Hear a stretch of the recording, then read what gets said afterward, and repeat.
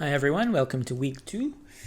Last week we looked at how wonderful immersive design can be, all the different possibilities that it affords us.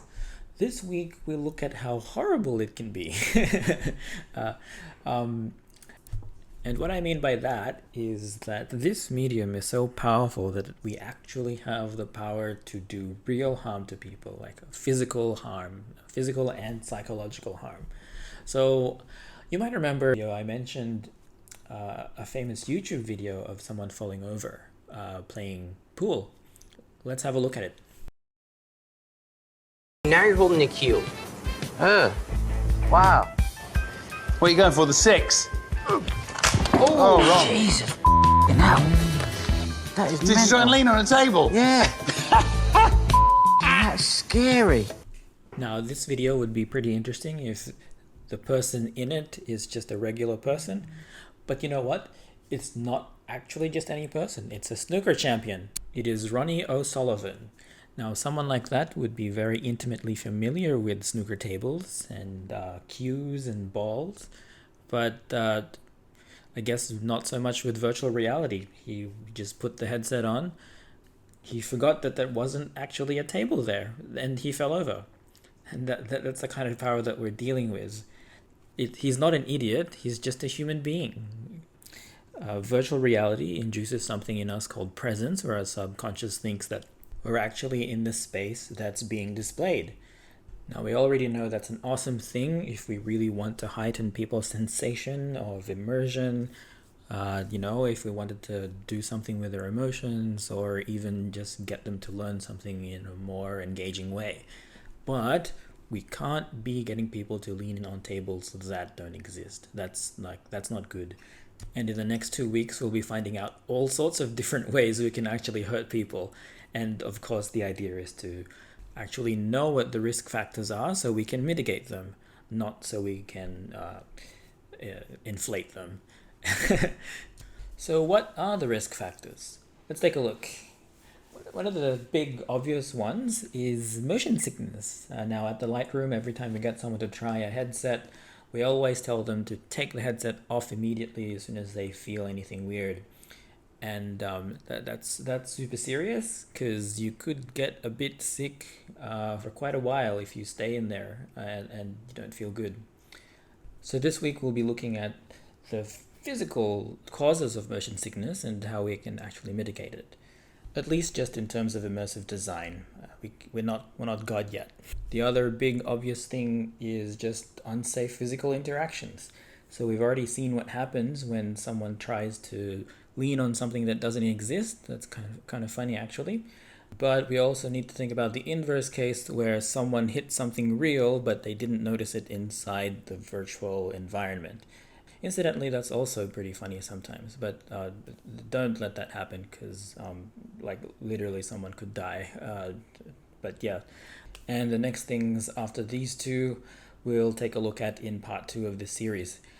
And motion sickness and physical interactions, that's something a little bit more fundamental and physical. In fact, motion sickness is largely physiological. Physical interactions is also somewhat physiological in that, I have an arm, I'm hitting something. But the next ones are going to be a little bit higher level, and a bit more psychological, a bit more psychocognitive, look at topics like situational awareness and that kind of thing. But for now, let's have some fun with motion sickness and physical safety. Next slide. So motion sickness. Now I want you to think back to the time when you were last feeling motion sick. For me, if I'm honest, the last time I was motion sick was when I ingested psychedelic mushrooms. And we can talk a little bit about that seriously, but we can also find some insight into this with just more mundane situations. Everyone knows that if you read in a moving car, you're at risk of becoming motion sick. It's pretty easy to get motion sick if you get inside a boat. Let's just think about that for a little bit. Why does that happen? Well, in the case of the car, your visual field is concentrated on the book. And as you're going through the book, it's just, it's still pages, unless it's like a magical book from Harry Potter or something.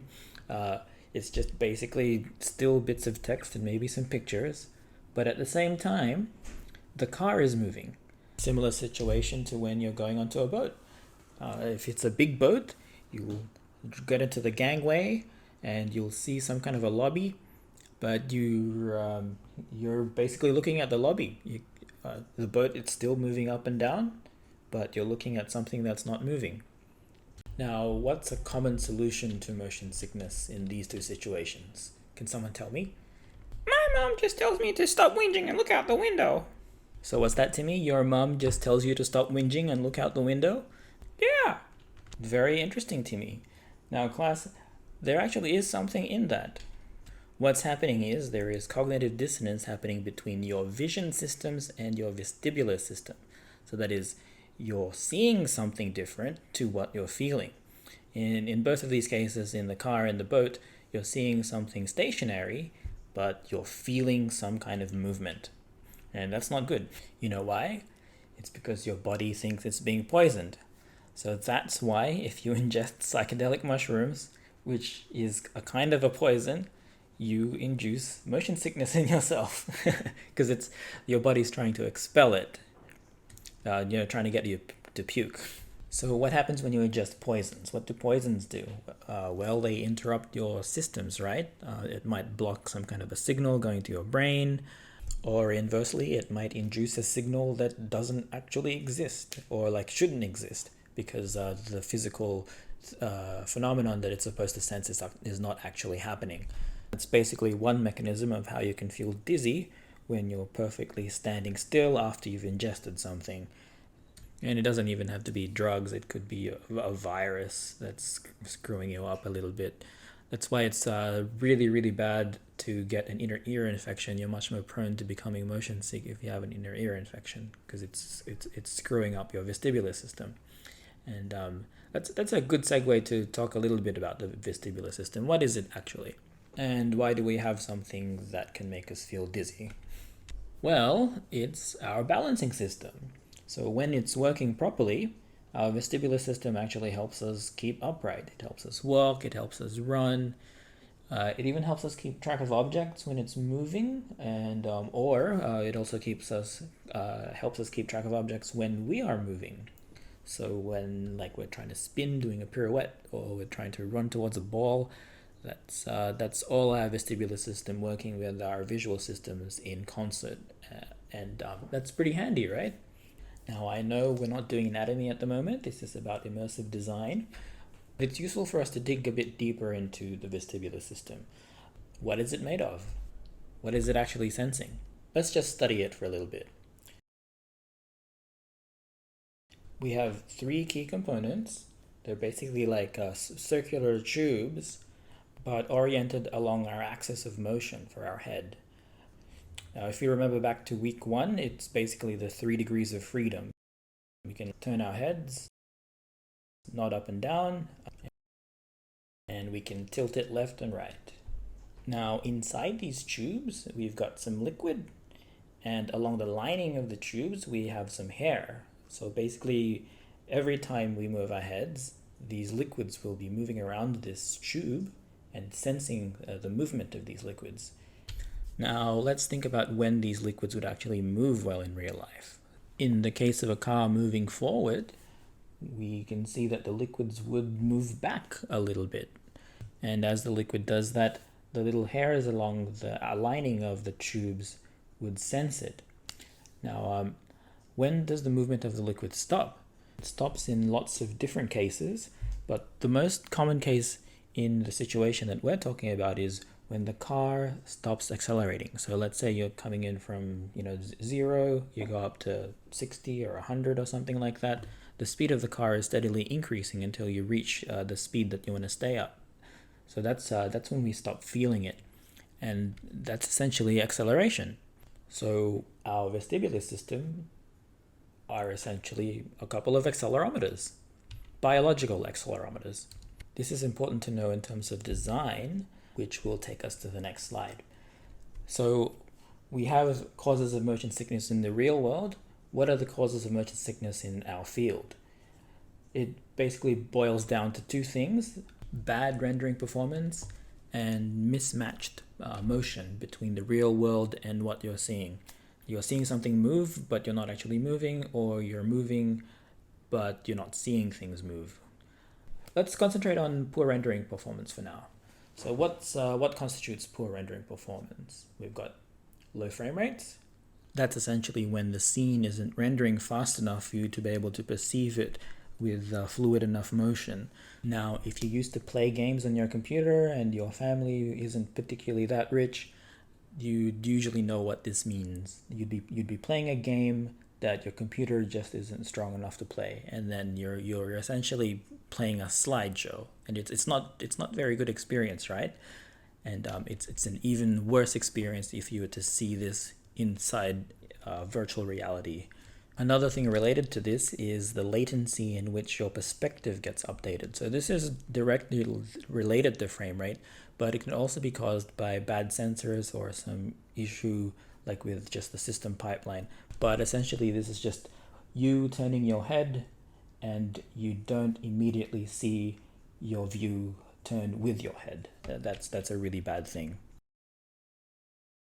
Or we just have really low quality displays, like there might be some ghosting, or the refresh rate is a bit low, or the response time is a bit too high. There's lots of different things, and we need to be really careful with these because we're talking about milliseconds.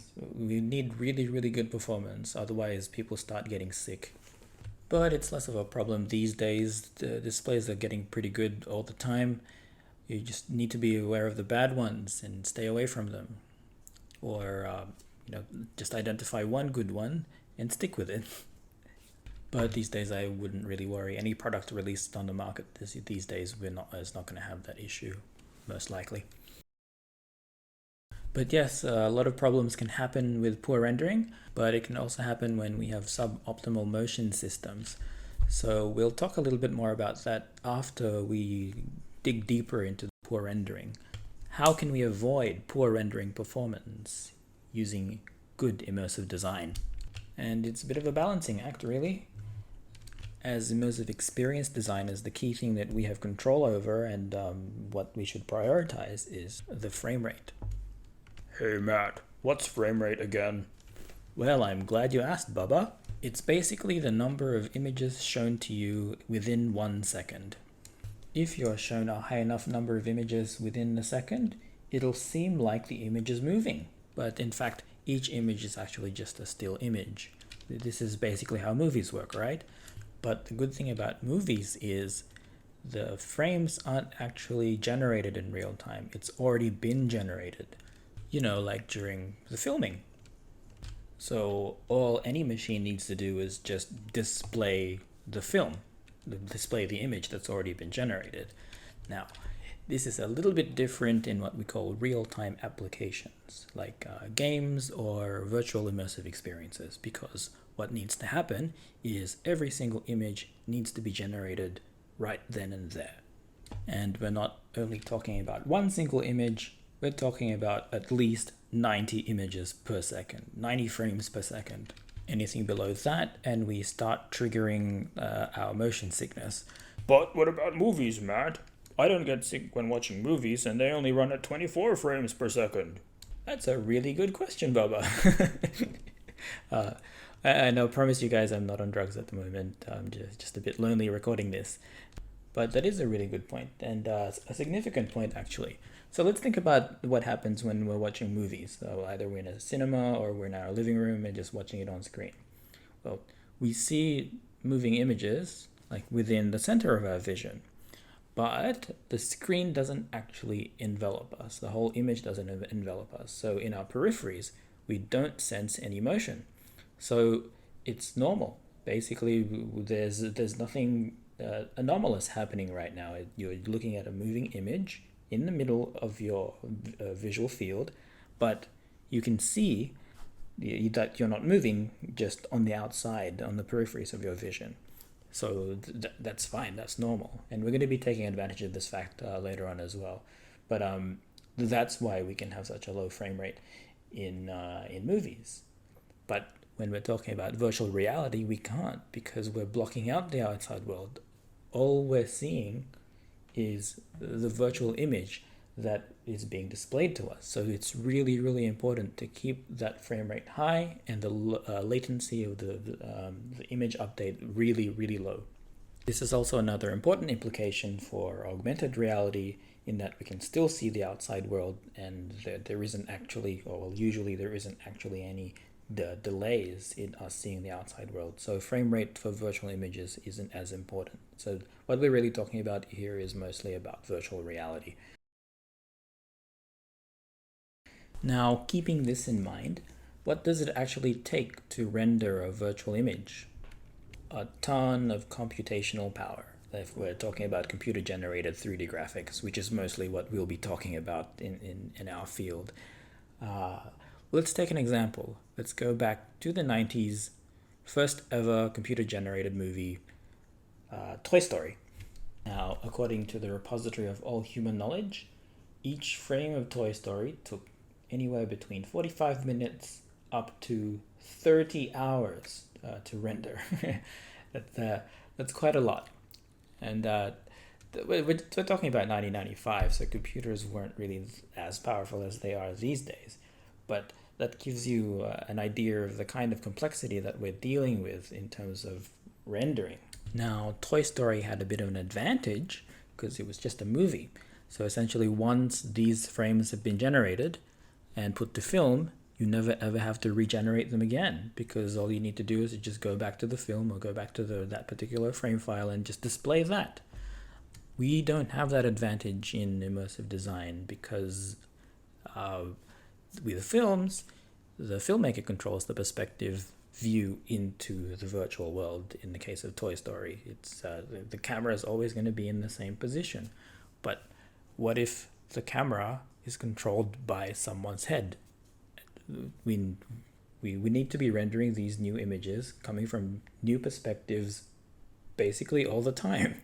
We need to keep up with where the user is looking at and maintain the proper perspective, because otherwise they're going to get sick. So this is a big challenge.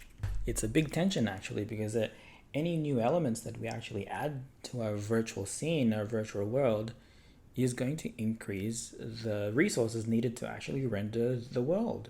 And this is just thinking about the rendering as well. We have to think about other operations like physics, AI, anything else that we want the hardware to do, So we need to think about this in a budget kind of way. It's a balancing act. Let's think of anything that we want to add into our virtual world as a cost, whether it's a character, or an environmental element or a special effect. Let's think of that as a cost, but we need to keep in mind that we can't skip on frame rate. So we have some costs, but a limited budget. This is one way to think about this problem. Now, I'm not talking about financial costs and financial budgets, basically computational costs and real-time computational costs. I have a certain kind of CPU, I have a certain kind of graphics processing unit. How many frames can I get out of this a second, given the scene and everything I want to display according to my design? That's the question that we need to ask ourselves. Now, this isn't a computer graphics course, although I'd love to be teaching a computer graphics course. Lol. So I won't be talking to you about vector arithmetic or matrix transformations or anything like that. Although you're welcome to pursue that on your own if you want to go that direction, and I'll be happy to help too. But just as immersive tech designers, immersive designers in general, we need to know at least about polygons. So polygons are basically the basic units in computer 3D graphics. So you'll notice when you zoom into any kind of 3D model, especially something that's supposed to be smooth, you'll see that it's actually not smooth. It's just a collection of polygons. It's just that there's so many of them that when we zoom out, it looks like it's smooth. Now, as designers, as artists, it's useful for us to have a very high polygon budget because we can do lots of nice things with those polygon budgets. But as I explained earlier, we can't have too many of them because we need to maintain 90 frames a second. And that is absolutely not negotiable because our visual systems and vestibular systems are really sensitive to these, and as soon as we go below that frame rate, we risk making people sick, and we obviously don't want that.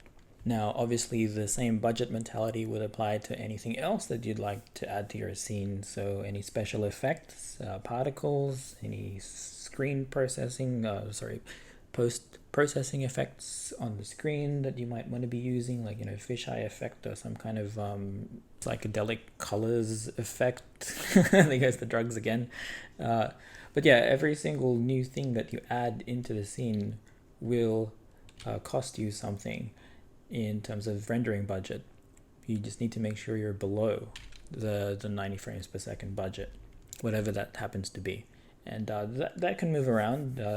Mainly the way you do this is basically test it, or you could ask for even faster computers. That's what the Epicenter does. But if we can't ask for faster computers, we're stuck with doing something with our design. We need to modify a design somehow so it's cheaper. And one way to do that is to use low-cost art styles. And you might have heard of low polygon art style. It's really popular at the moment, especially in mobile game development. It's like it still looks nice, but it doesn't use as many polygons, so it doesn't cost as much in terms of rendering. Or you could just decide not to have so many objects in your scene. Maybe just concentrate on the few key objects that you really want the user to notice, and then not have such a very complex scene for the rest of them. So like the background stuff is not so complicated, but like the main characters or any kind of objects that the user is supposed to be handling, that's where you spend your budget. Or we might even take a page from the old book of cinema. So 360 video is just a video. It just happens to be a video that envelops us, but it is a video. That means it's been generated beforehand. It's not actually being generated now. So that 360 video essentially doesn't cost anything in terms of rendering budget, because all the computer is doing is moving pixels around. So yeah, there's lots of different little hacks like this. So essentially it's like theater almost. It's like making the best image that you can generate for the cheapest price possible. I guess in this case it's about computational budget instead of actually budget, like money budget. Now, as you gain more experience in this area, actually developing immersive experiences, you'll be able to think of more ways to cheap out, but not let the user know. That's the art of immersive design, which happens to be also the art of computer science, being like as lazy as you can, but while still doing work, useful work. Yeah. Which is a good segue to the next slide, where we talk about algorithmic optimization strategies. So this is where we literally use computer science to improve things, but we're also using human physiology. So there's this really cool thing called Foveated Rendering, and essentially it's like someone can just design the same scene, same kind of complexity, but when it comes to render it in a virtual reality headset, it actually costs less, because what happens is we're taking advantage of the fact that the peripheries of our eyes, in that area of our vision, isn't actually high resolution. Most of the resolution in our eyes are centered around the center. I'm a poet. So if we were to render the image of a scene in full resolution in the middle of our vision, but at the peripheries of our vision, the resolution is a bit lower, sometimes even a lot lower, and people don't actually notice. We perceive the same quality image with this rendering technique, and that's just beautiful. You don't do as much work, but you end up with the same quality. You end up with basically the same result. Now, as a bit of a memory aid, this technique is named after our fovea, where the highest resolution of our vision is. That's where most of our cones and stuff are located within our eye. So, foveated rendering. Now, in most headsets these days, we're stuck with something called fixed foveated rendering, where the high resolution is basically fixed right in front of us in the middle of our eyes. It doesn't take into account where our eyeballs are actually looking within the headset. So this is where something like eye tracking would become really important. But let's talk about that more in week 5, because then that depends on extra sensors on the devices that we're using, and that we don't really have much control of that, like from a design, software design perspective, obviously. But let's keep thinking about other algorithmic approaches to cheaping out without being noticed. We could use something called a level of detail, and algorithms in this category basically just varies the level of detail of the geometry depending on how far it is from the user's perspective. So essentially, objects closer to the user has full geometry, basically all the details, and as the objects move further out away from the user, geometry is dynamically sort of taken down, because you won't notice far away things that much anyway. So this technique has been used to great effect in a lot of really cool software. I think on Unreal Engine 5 you'll see that it has a really awesome level of detail algorithm. It seems like you can just put anything in there and it'll just still render at full frame rate, because it manages it so well. But yeah, I've tried not to make this super technical, but unfortunately these are the kinds of things that we as designers really need to know about. So please don't get scared. For the purposes of this course, obviously I'm here to help you, and when you get out into industry and in the outside world, usually there'll be some tech geek, super math dude in your team that'll be able to help you out and all this. But you at least need to know these basics to be able to talk to that person. So it's really important to get a handle on these basics. And I know it's a negative stereotype, but technical engineering type people are a lot less socially adept than the rest of the population. They're much more interested in things, objects, concepts, abstract problems that they want to solve, not necessarily in social niceties. And the friction in the team can explode exponentially if there's no common language between the team members. So it's really good to know all this technical stuff, as much as you can tolerate. And as a bonus, the more you know, the more employable you are, and it's a win-win, basically, win for the world. And of course, that was a hand-waving rant and appeal to design type people from an engineering type person. So that's me. Actually, I'd probably say I'm more in the middle. I do have a lot of design-y inclinations. Speaking of knees, though, that reminds me, we need our knees to move. And it's a good time to move on to the next slide and talk about VR locomotion. Now, this is still in the context of safety and motion sickness. We need to think about this when we're designing locomotion schemes in virtual reality. Now, I'm picking on virtual reality in particular because this isn't such a huge issue in augmented reality. Augmented reality, you're situated in the real world, you're walking around in the real world. In virtual reality, the space that you're walking in, like for real, doesn't necessarily match the size of the virtual space that you're looking around. So the essential problem here usually is you have limited physical space, but you have a much larger virtual space. And that's something that we need to overcome. Like, how do we navigate that larger virtual space with limited real space? I mean, you can't just walk into walls.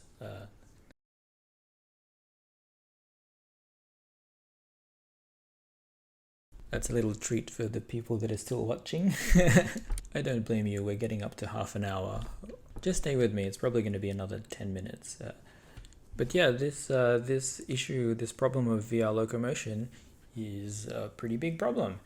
And there's lots of different ways we can actually do it, and lots of different people are doing all sorts of crazy schemes to do it. But let's just look at the main ways of doing it, starting with some software solutions. Now, the most convenient way of doing locomotion, at least from a development standpoint, is to simply use your joysticks, the little joysticks on your controller. So you're standing there with your VR headset, you've got your controllers in both your hands, you need to walk forward, but there's a TV in front of you and you can't walk forward. So you push your thumb forward in your joysticks and you virtually move forward within the virtual space without moving yourself in the real world.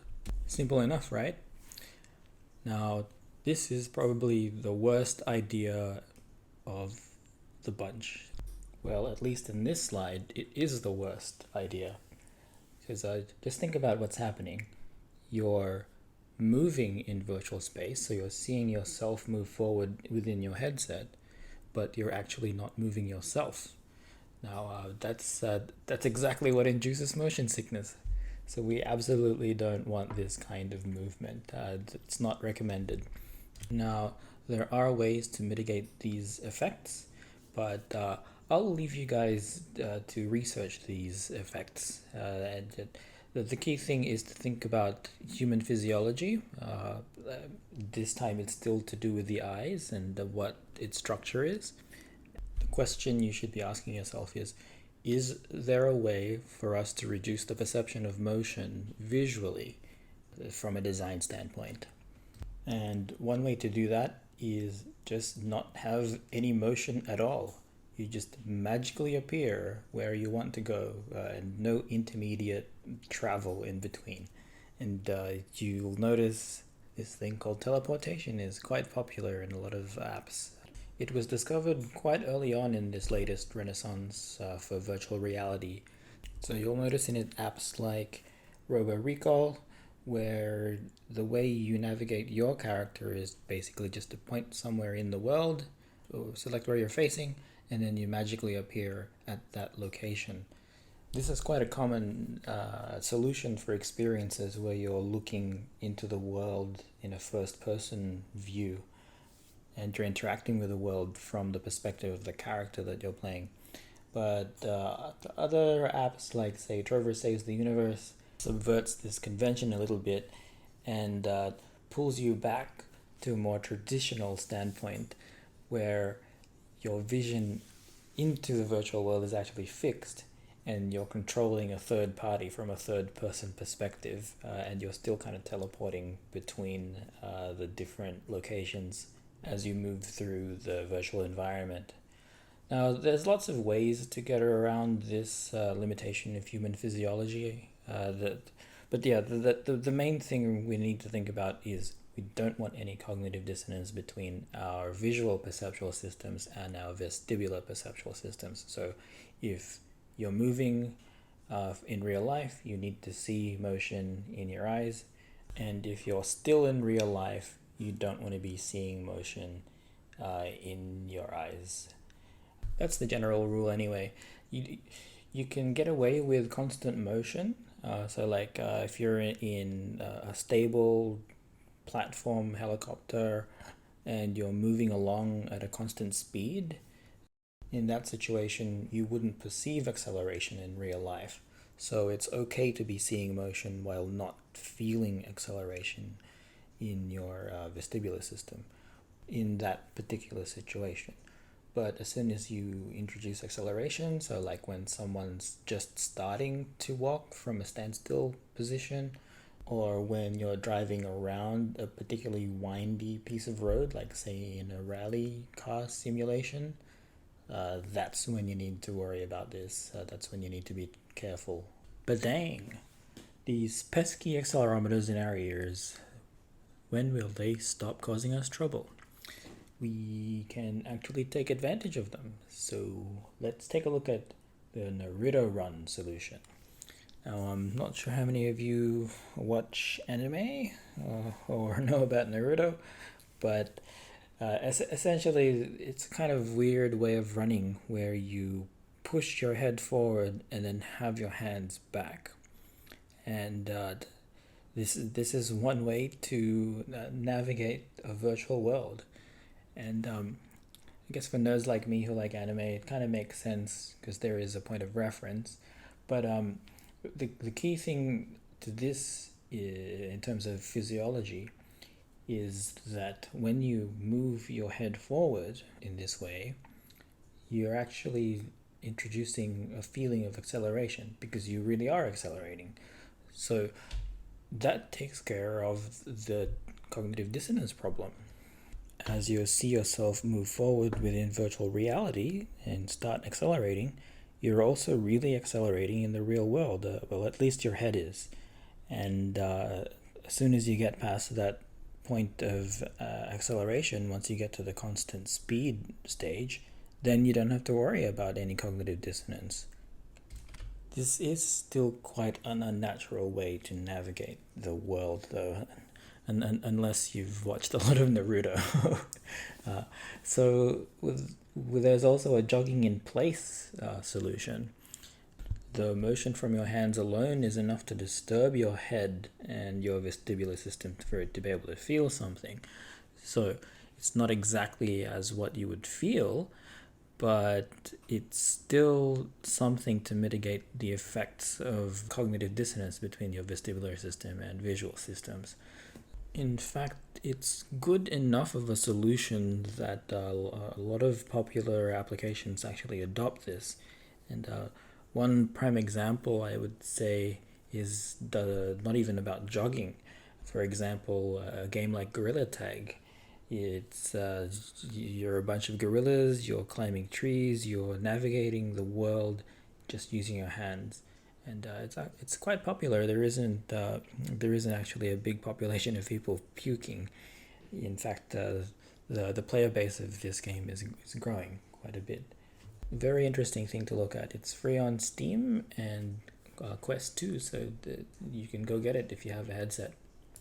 It's free, at least for now. Maybe when it becomes a bit more developed, they'll start charging for it, just like Minecraft. So this gives you a taste of some software-based locomotion solutions. There are lots more out there. And just to challenge yourself, I'd like you to see if you can think of new ones just based on the principles that we talked about. I mean, you can, of course, research them. But yeah, it'd be interesting to hear your thoughts and ideas on this space. Okay, next slide. We've talked a whole lot about software solutions for the VR locomotion problem. What about hardware solutions? So conceptually and biologically, I guess this would be the easiest way to fix things, but it's also very costly. So software is basically free, unless you're talking about paying the developer, but this one you actually need to do something physical. So the first solution is just have a bigger space. It's pretty dumb. But you know what? It's actually a real solution. A lot of the virtual reality arcades or virtual reality theme parks actually use this solution. So just don't design a space like this one.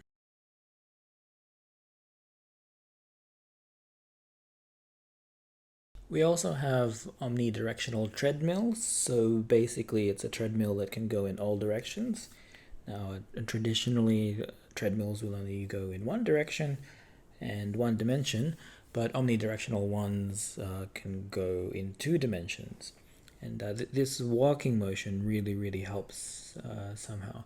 But the setup's quite complicated. You still have harnesses. But yeah, if you wanted to have the feeling of literally walking like in Ready Player One, then I guess this is one way to go. And I guess you also have the option of actually directly manipulating your vestibular system. Like if you had a bunch of electrodes just on your ear, and it tricked your brain into thinking that you were actually accelerating because you're stimulating that sensor and generating those signals that your brain expect. But that probably sounds a little bit risky for you. But it's heading towards brain-computer interface where we don't actually need headsets anymore. It's just basically like in the Matrix where you just plug straight into your brain. But we're not that high-tech yet, so we still need to worry about the real world. And we have unsafe physical interactions. Most of these problems show up in virtual reality, although certainly it's still a problem for the entire virtuality reality spectrum. This is certainly ever present just in the reality side of things. So we're talking about LARPing and the museum experiences. So with those ones, we've solved those issues largely due to the fact that they're in real life. We already have safety policies, workplace policies, occupational health and safety, and all that. But virtual reality is relatively new. The essential problem in this situation is you're essentially blindfolding yourself to the rest of the real world, and the only thing that you're seeing isn't real. So, what do we do with that? What bad things could possibly happen when you have someone flailing around and they don't see anyone moving around them? It's really dangerous. It's like that blindfold pinata game, and you randomly walk by the person that's swinging the stick.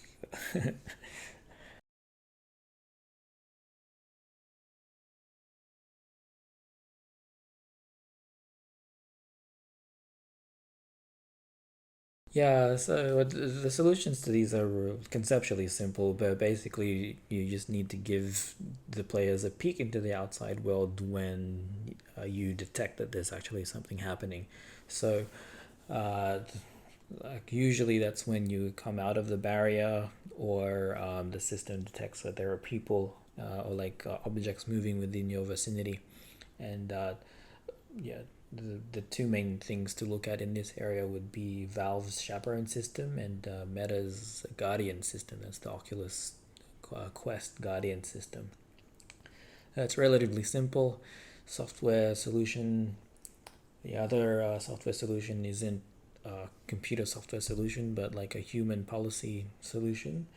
It's like update the software in the brains of people. So you just basically tell your family members to stay clear while you're playing VR, or implement some kind of VR play space safety policy, kind of like an updated occupational health and safety thing. So that's relatively easy to think about. But we also have hardware mitigation, so you could put in actual barriers between the rest of the household or the rest of the building and the person in virtual reality. In the case of virtual tables that exist in the virtual world but don't exist in the real world, if we were just to put in a physical stand-in of that, that'll solve that problem quite easily. In fact, that forms the basis of mixed reality, which we will talk about in week 5, and we've already talked about it in the seminars. So that takes us to the end of the slides.